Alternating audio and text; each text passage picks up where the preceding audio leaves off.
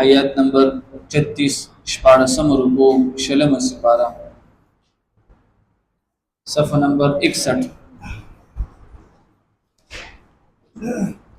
أعوذ بالله من الشيطان الرجيم بسم الله الرحمن الرحيم وإلى مدين أخاهم شعيبا فقال يا قوم اعبدوا الله وارجوا اليوم الآخر ولا تعثوا في الأرض مفسدين صدق الله العظيم. سورة العنکبوت آیات نمبر 36 شپاړسم رکوع شلم سپارہ. دا اخیری آیاتونو کې الله رب العزت د مثال د پاره چې کوم دی یو د جولاګي د جولا د هغه جاله بیانوي او دویم د عبرت د پاره الله تعالی ما قبل امتونه ذکر کوي چې الله رب العزت څونه چې انبیای کرام را لګیلي دي د امت ته او کم یو امت هم د پیغمبر خبره منلې ده الله تعالی هغه له په دنیا کې هم نجات ورکړي دي آخرت کې به هم هغه ته نجات دوي او کم خلکو چې د پیغمبر خبره اون منله نو هغه له باغی باندې په دنیا کې عذاب راغلي دي او په آخرت کې به هم همیشه په جهنم کې وي. تاسو چې کم دي ما قبل سورتونو کې به اوریدلې وي بعض قومونه داسې و چې هغه باندې الله تعالی د کانو باران وګړو، بعض قومونه داسې وو چې جبرائیل علیہ السلام چې کوم دې سخت کریک اوهاله چغه اوهاله داغه د وری چې کوم دې په قوم باندې زلزلہ راغله او بعض قومونه پکې داسې چې هغه الله تعالی ژوندۍ پسمکه کې وردن نکل او بعض قوم پکې داسې چې الله رب العزت هغه چې کوم دې په دریاب کې غرق کړ او الله فرمایي چې دا زکه مونږه غرق کړ چې مونږه ظالمان نه یو چې مونږ چې کوم دې بنده به هلاک کوو بلکې د دې د ظلم د وجه الله تعالی په دې باندې عذاب راوستلو او هغه ظلم څه شي دی چې دې په دنیا کې شرک کړو د پیغمبر خبره نه ومنلې. خدا چې کوم دې کې دا یو څو خبرې دي. وإلى مدين أخاهم شعيبا اور مونږ لګلې وو مدین طرف ته د دوی روح حضرت شعیب علیہ الصلوۃ والسلام فقال يا قوم اعبدوا الله شعیب علیہ الصلوۃ والسلام ال زما قام تاسو عبادت وکړئ د الله رب العزت ورجو اليوم الاخره او امید لري د ورځې د آخرت ولا تعثوا في الارض مفسدين او مگر زه تاسو پزماکه کې فساد کوونکې فكذبوه دوی دلو جنو غړنو فاخذتهم الرجفه پس اونې ول دوی زلزلې فاصبحوا في دارهم جاثمين پس دوی شل په وخت د سبا په خپل کورونه کې پر مخې پریوتلې وعادا وثمود وهلك المنغ قوم عاد وقوم ثمود وقد تبين لكم من مساكنهم ودا واضح شو تاسو د پاره د دوی له کورونه وزين لهم الشيطان اعمالهم او خیسته کړی دوی د پاره شیطان عملونه د دوی فصدهم عن السبيل وكانوا مستبصرين فدیو من کول دوی دلارینا وکانو مستبصرین او دوی بهو خیال وقارون وفرعون وهامان وقارون وفرعون وهامان هم منگا لکریو ولقد جاءهم موسى بالبينات او بشکر غلیو دوی ته موسی علیہ السلام په واضح نخو سره فاستكبروا في الارض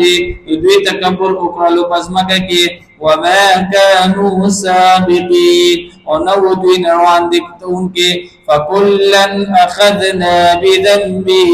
پس هر یو مونږه پونی ولود دي د ګناه د وجه فمنهم مفازب دي کې من ارسلنا عليهم حاسبا ارسلنا عليه حاسبا هغه دې چې راولي ګل مونږه پاغي باندې د کانو باران ومنهم من اخذته الصيحه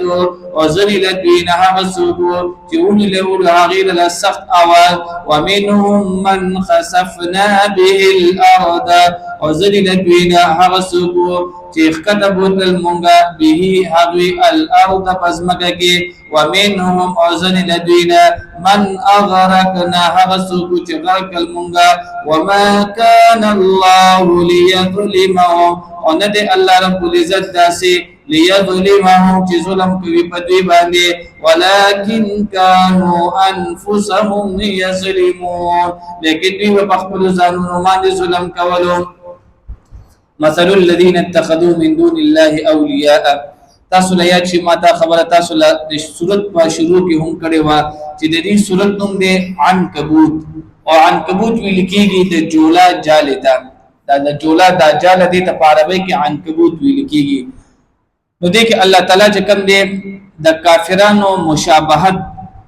کافرانو مشابهت دای چې کوم دی د دې جولا د دې کور سره ور کړی دی تاسو وګورئ دا جولا چې کوم دی دا په دې چت باندې اعتماد نه کوي ور دا چت چې کوم دی دا د لنټر دی او انتهایی مضبوط دی دا غي باوجود دا جولا چې کوم دی دا ولګي کې دلته ځان ته یو کور جوړ کی او چې کلم معمولی شان دی هوا پر راځي نو هغه جولا هغه جالس کیږي ماتيږي نو دا څه کوم دی الله فرمایي دا الله تعالی مثال چې کوم دی د پوخ کور دی نو کوم خلکو چې د الله تعالی په دې هغه باندې اعتماد کو نه کلو په ذات باندې نو ځان ته واړه بوتان جوړ کړ نو الله فرمایي چې څنګه دی جولا خپل ځان د پاره جاله جوړه کړه او دی جولا ته د خپل کور نه د ګرمه سہولت ورکې نه د یخنې سہولت ورکې معمولی شاته هوا په چې راځي دا کور روانيږي الله فرمایي چې دغه شان د کوم خلکو چې زمانه علاوه نور بوتان ساتلي دي هیڅ فائدہ به مولا نه ورکي نه په دنیا کې فائدہ ورکي نه په آخرت کې ورکي نو الله تعالی دلته چې کوم دی د شرک مثال چې کوم دی د جولا د دې جال سره ورکړي دی الله پاک زموږ استاد اخره خاتمه د الله تعالی په خپل ذات باندې وکړي مثل الذين اتخذوا ومثال دا خلق تؤنول من دون الله اولیاء چې د الله نه ما سوای نور دوستان اونول كمثل العنكبوت فشان د مثال د جولاګي دی اتخذت بیتا چې جوړ کړی دی یو کور وان اوهن البيوت او بشک ډیر زیات کمزوري د کورونو نه لبیت العنکبوت کور د جولاګي دی لو كانوا يعلمون کاش چې دی پویدل ان الله يعلم ما يدعون بشك الله رب العزت خپويږي ما يدعون من دونه فهغه چې دوی بلید الله تعالی نه ما سوا من شيء هر څه شي وهو العزيز الحكيم او الله رب العزت ډیر زیات غالب دی او د خاوند د حکمت دی وتلك الامثال نضربها او دا مثالونه مونږ بیانو للناس د خلق د پاره وما يعقلها او نکوي پدې باندې پدې مثالونه باندې الا العالمون مگر پوره خلق الله السماوات والارض او الله رب العزت پیدا کړی دي اسمانونه او زمکا بالحق پر اختیار سره ان فی ذلک لآیه بشک پدې کې نخدا للمؤمنین د مؤمنانو د پاره واخر دعوانا الحمد لله رب العالمین